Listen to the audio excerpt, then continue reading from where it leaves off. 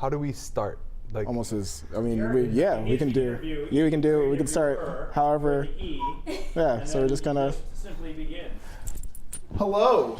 Oh my gosh. Fair weathered people. Welcome to Under the Sidewalk. I'm here with Anthony Deutsch. Phenomenal performance by Anthony here. Very moving. A lot of us talked about the tears that we will later shed when we get home. So I'm just curious, how do you think your influences have changed and will change as time goes by? It sounds like you have a lot of very interesting influence in your music. Oh man. My first concert experience ever, I'm not citing this as an influence, but my first concert ever was the Backstreet Boys. Fitting. In like 1998 or something. Wow, I can't believe I just said that. It's gonna be on the internet now. Is that like, do you feel know. like they No. were the ones that led you No. to, no, not I don't think so. not a little bit? But in some like weird subconscious way, probably. Was it like just seeing that level of a performance? Like not the music in particular, but just like, whoa. Yeah, Backstreet Boys. probably. Just be like, whoa, that's super cool. I want to be on a stage. But that was pretty intense. It was like a lot of lights. Yeah. Dancing. Mm-hmm. What did you listen to when you were growing up? Like what was your... Okay, so like when I was a little kid, super into the Backstreet Boys. That's super weird. And then I discovered the Beatles when I was 8. Okay. And then I was in good territory. I saw Paul McCartney twice in concert. That's awesome. And I was obsessed with the Beatles. And then the Beatles led me through, there's this guy named Billy Preston who played with the Beatles for a while. And he was a Hammond B3 player, and that kind of led me out into like soul music and blues and jazz. It was kind of like a little, like Billy Preston, Ravi Shankar, those two people were byproducts of me listening to the Beatles because they both were associated with the Beatles at some point. And that led me into just, I don't know, I grew up in the country, so I was on the computer a lot, just listening to music, looking through Wikipedia articles, seeing who recorded on this Beatles album and who they were associated with and all that. And it sort of led me on this thing out of the Beatles. That's cool. Now I know when we spoke earlier, you said you'd been playing piano since you were 8, Yep. right? Have you ever ventured into other instruments, or was it always piano for you? I practiced drums at home, and I play a little guitar. I play campfire guitar. Yes. Yep. I know exactly what that means. Yep. So, For those of you who don't know what campfire guitar means, it's basically like the guy with the backwards cap that sat underneath the tree in your college, university, like green, and just basically sang like Wonderwall and like the few Ed Sheeran covers he knew.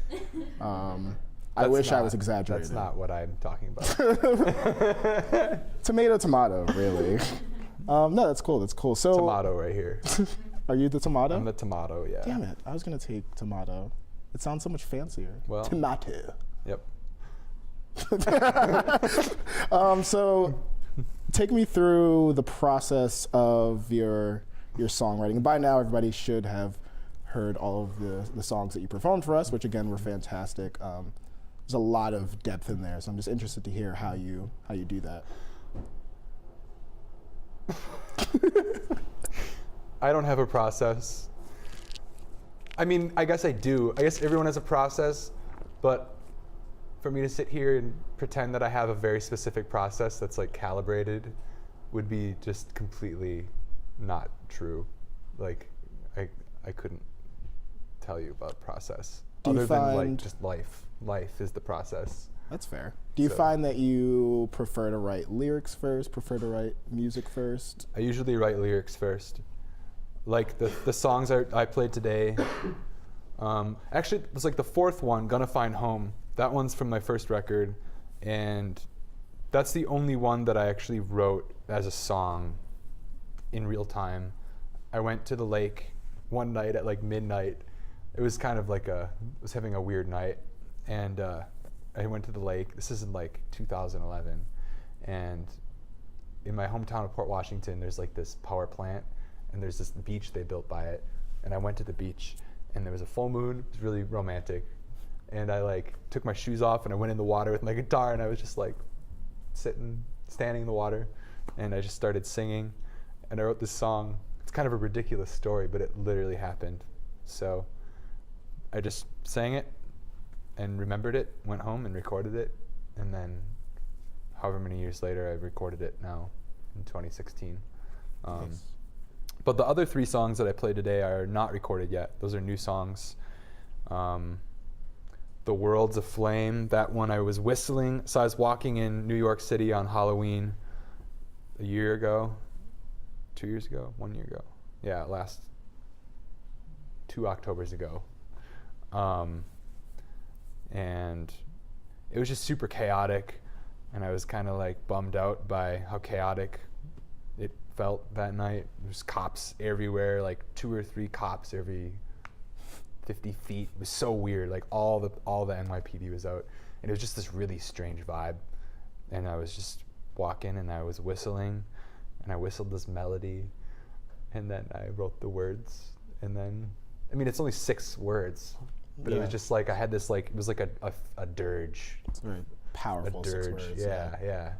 So I would say listening to the songs too, I think they lend themselves a lot to, like you were saying, you're from the country and you find cities to be chaotic.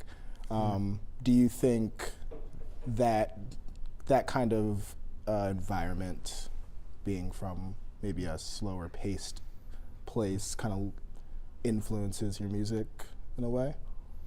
I guess so. Yeah. It's very like, I found myself just like imagining myself in different like scenes in like a movie, or it's very like vivid. Cool. Very emotional. Sweet. Very cool. Yeah. Sweet. So that being said, kind of looking at your career, what do you think, and everybody has their own idea, right? But what do you think the idea of success looks like for you? What's the ultimate goal for Anthony? Oh my God.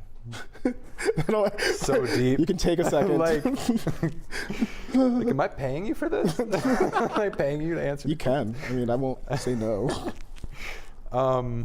Success. It's weird because like we both are extremely fortunate to live in this time, and specifically this place. We can complain about a lot of things, but we're already both more like successful than basically everyone that's existed up until this point. Like we're pretty fortunate humans. Yeah. So there's that. So I get to like wear new clothes all the time and eat whatever I want all the time. We have penicillin. Yeah, we have penicillin. Less than 100 years old. Yeah. It's wild. I get to like complain when there's this grocery store in Milwaukee called Outpost. They have a salad bar. They have the best bacon bits. It's so good. So like I get to complain when there's no bacon bits. So that's a pretty successful life. Yeah, in you're my doing opinion, good. You know, like a lot to be grateful for. But to actually answer your question,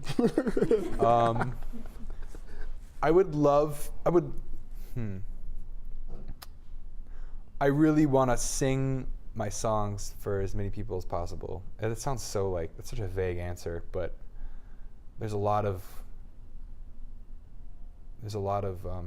less sincere art in the main stage.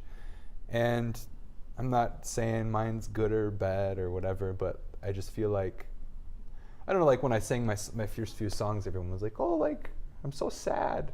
It's like, good. Yeah. Sad. Like, think about stuff. So if I can get one person to like feel, I mean, not trying to make everyone sad, but like that serious nature where like you're listening to this song and you're like, oh, like what is this guy singing about? Like this makes me feel a certain way.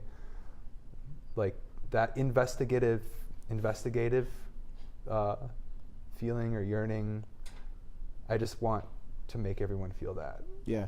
I think it's valuable. I always say when people ask me why I want to be an artist or a musician, I think about the songs that I listened to when I was growing up, and they either moved me in a certain way or said something in a way that I didn't know how to say and I think it's my duty to give that back to people. Do you feel like a certain type of duty as an artist to your audience? Yeah, I think about that a lot. And as a musician, it's sometimes difficult to figure out what your value is to yourself, but also to society.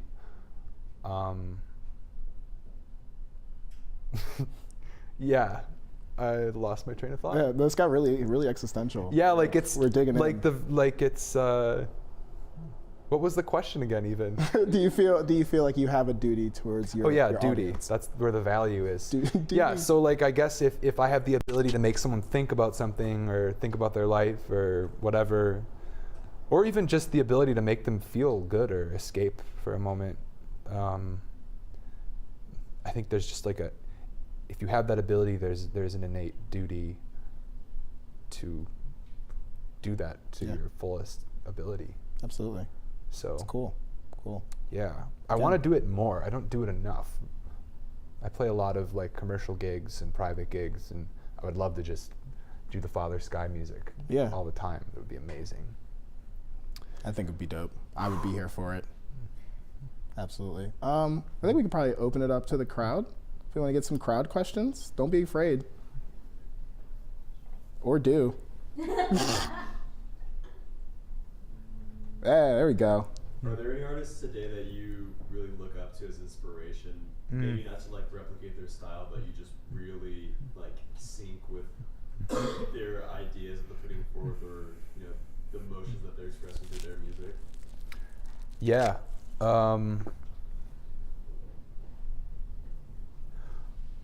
My favorite pianist, his name is Brad Meldau, and I've listened to him so much, which is a good thing and also sort of a bad thing, because sometimes you unintentionally play little licks that are reminiscent of them or something, but he's one of the most valuable musicians on the planet, and I can't say enough good things about him. But in the more conventional sphere, I really love Sufjan Stevens. There's a record he came out with called Carrie and Lowell, and it's so sad and so beautiful. And I believe he wrote it about his mother who died, and it's just so beautiful and dark. But we're all humans slowly decomposing. We're all gonna die. So there's a really rich source of inspiration in that whole sad thing. Was that too dark? No, that was good. Okay. Actually, so yeah, for real though, yeah. You having said that, do you find it hard to navigate the music industry with it being so basically disingenuous? Yeah, everything's just party, drink, and then you obviously write very emotionally intense music. Do you find that hard to put out there with the industry is the way it is? Yeah, it's hard to maintain a sense of value. It definitely brings in some crusading aspects with the whole duty thing, but also I don't like having to fabricate an image. I just deleted all my social media, so I don't have Facebook or Instagram anymore. So, which is sort of some people were like, what are you doing? You're a musician. How could you do that? And well, I don't know. Figure it out. I did it. It's fine. I'm still working. I just hope that if someone hears my music, then they'll be they'll go out of the way to find it on Spotify or Bandcamp or my YouTube channel or iTunes, whatever those avenues where it's you're directly going to the music, and ultimately that's what I actually care about. I don't want to have this image of me to attract people to oh, who's this guy who looks so cool? His love his beard. Clearly, I'm not I'm not planning on being on GQ anytime soon, though I'm open to it.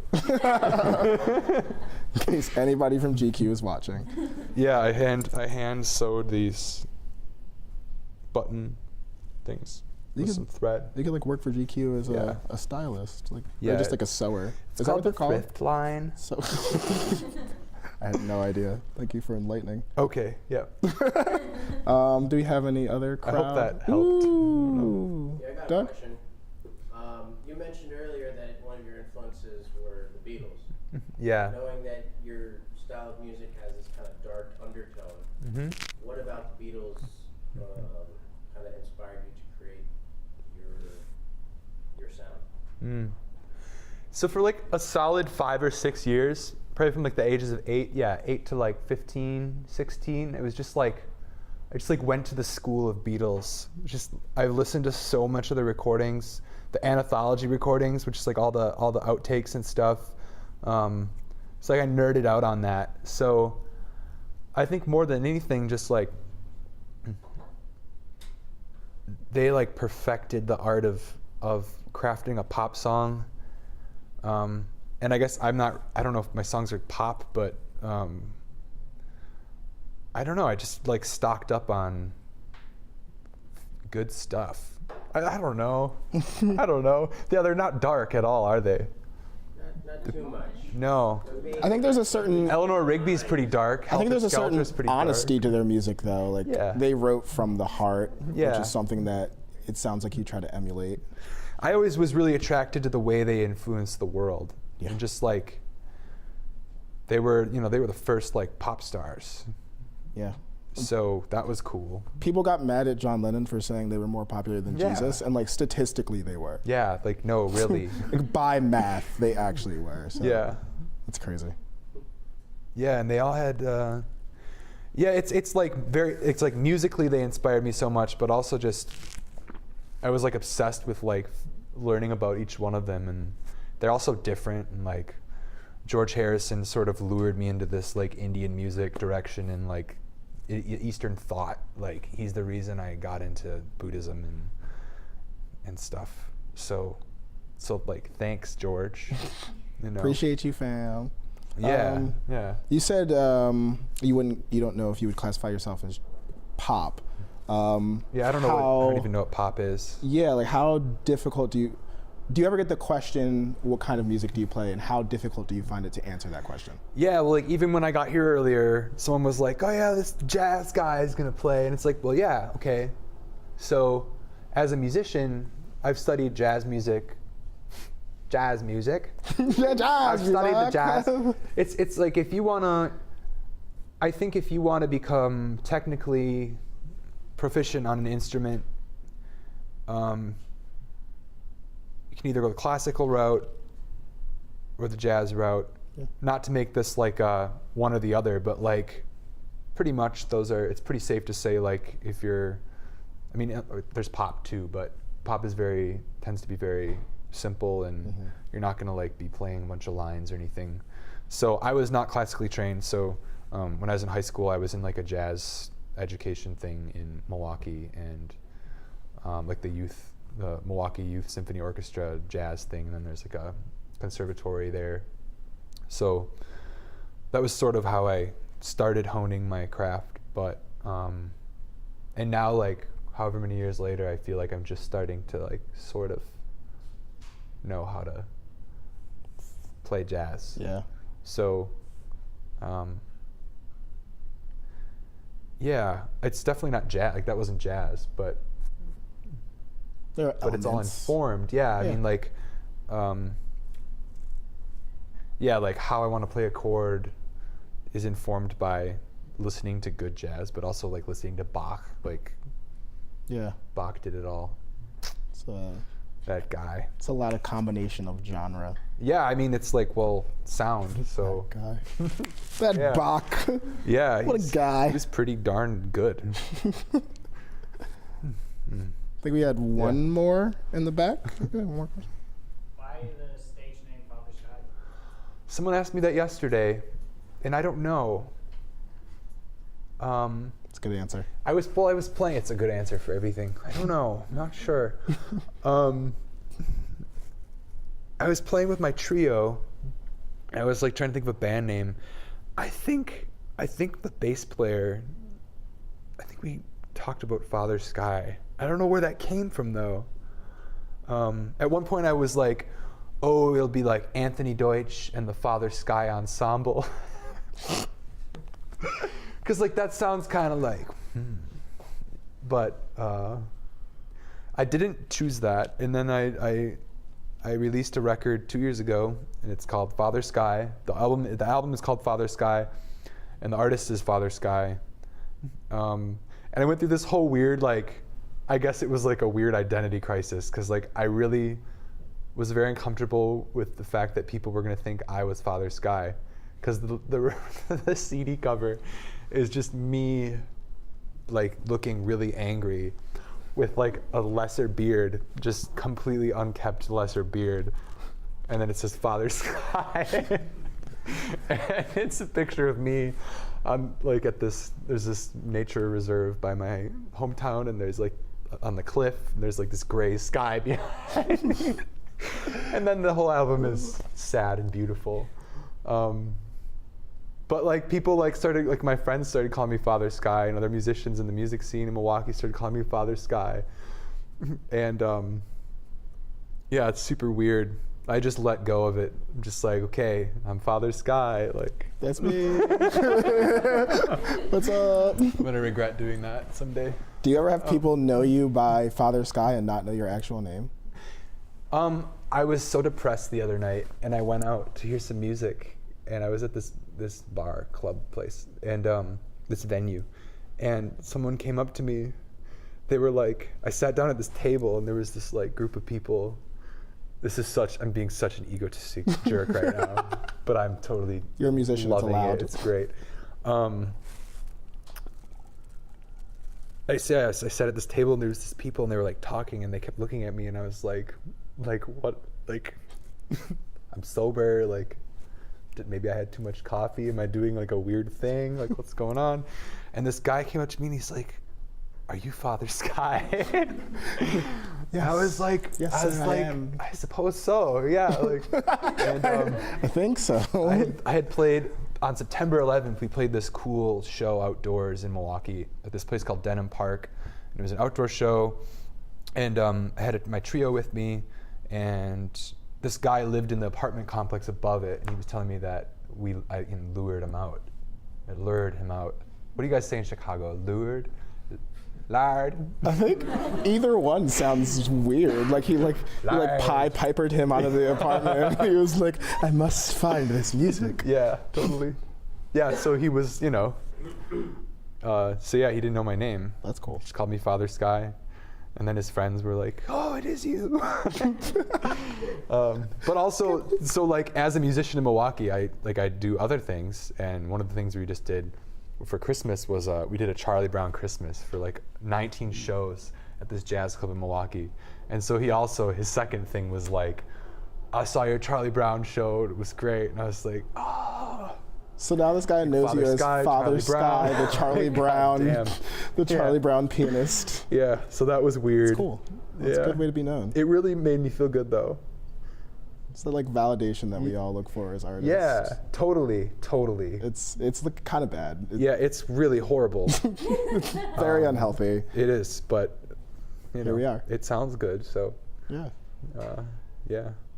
Well, Any unless we other- have any others? No, please, by all means. If not, this has been Anthony Deutsch, Father Sky. The music of Father Sky. Where can they find you, Anthony? Oh, I have a website, anthonydeutschmusic.com. I should have fatherskymusic.com. I own the website, but I haven't made a website for it yet. But there's a Bandcamp that's also under my legal name, Anthony Deutsch. So it's, what is it, like anthonydeutsch.bandcamp.com, I think it's think. bandcamp.anthony, or something like that. But One there's of those also a two, YouTube those channel derivatives. /Father Sky, I think. Ooh, this is bad.